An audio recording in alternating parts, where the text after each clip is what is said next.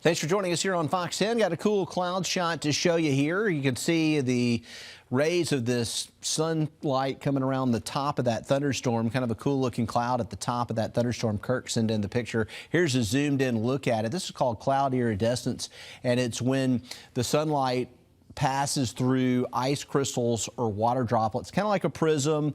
It does create that iridescent look to it, and that can happen, especially when there's a little angle to the sun in the early morning or in the late evening. Here's a look at the forecast for the Pensacola area. Temperatures up around 90 degrees tomorrow, and in Mobile, low 90s, so typical summer day. The air a little drier than usual, so our rain chances will be down. We had a little of that drier air today coming in, showing up on the water vapor loop with that black stuff right there, and that's why it might have felt a little better to you in the afternoon. Our daytime highs tomorrow are going to still be really hot. So we're talking about drier air, but it's still hot. It's good that the heat index is only around 100, though, so that is making it a little bit more reasonable, especially if you can find some shade. Chatham and Calvert, upper 90s, mid 90s, Mobile, Bay Minette, right at 90 in Gulf Shores and Pensacola. In the tropics, we're watching a couple of things. We have Hurricane Erin here off the Bahamas tracking towards North Carolina. This feature right in the middle of the Atlantic, a very weak tropical wave.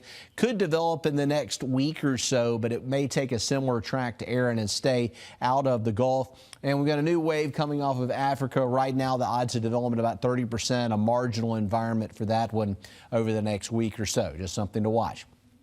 Erin is a large Category 2, and the track on this thing closest to the United States on Thursday could be close enough to cause for tropical storm force conditions on the outer banks of North Carolina, but obviously not coming anywhere near the Gulf, and it moves into the colder waters in the northern Atlantic and becomes non-tropical by Sunday. Here's our forecast. High-res modeling showing a quiet start to the day tomorrow on our Wednesday.